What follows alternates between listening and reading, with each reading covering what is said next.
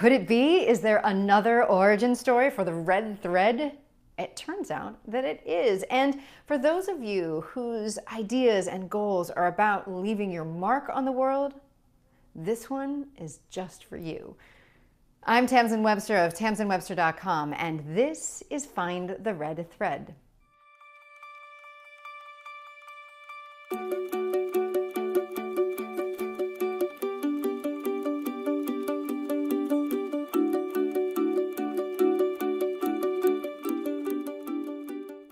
This alternative origin story comes from the writings of Goethe, who suggested that there was a particular custom of the British Navy. Now, caveat here, I have not been able to back this up by anything other than Goethe's writings or people writing about Goethe's writings, but the lesson is valuable still.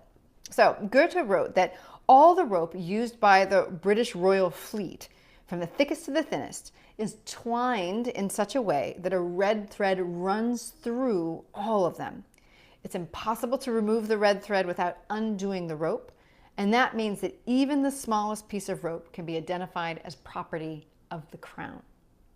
Isn't that wonderful? I just love that, and I love it because it represents a different approach to leaving our mark or being recognized for what we do.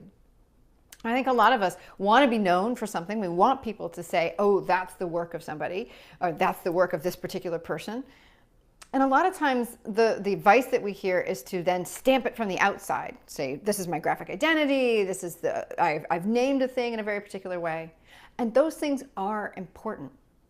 But they're going to be even more powerful if once that thing is metaphorically opened up and the core of it is also recognizably yours.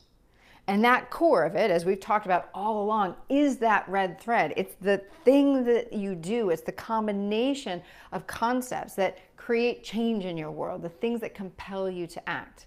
It's the goals that you're trying to achieve for yourself or others. It's the types of problems that you're drawn to solve over and over again. It's the fundamental truths that guide why those things are so meaningful to you. When you put those things together, they serve as an operating system, a guideline, if you will, a lifeline for why you do what you do and the way that you do it. And the more that you know those things and the more that you operate from that operating system, from that red thread of yours, the more that everything you will do will be recognizable, not just from the outside, but from the inside too. So think about that as you're thinking through, how do I make what I do even more recognizable? Start with, why is what I do right now already recognizable?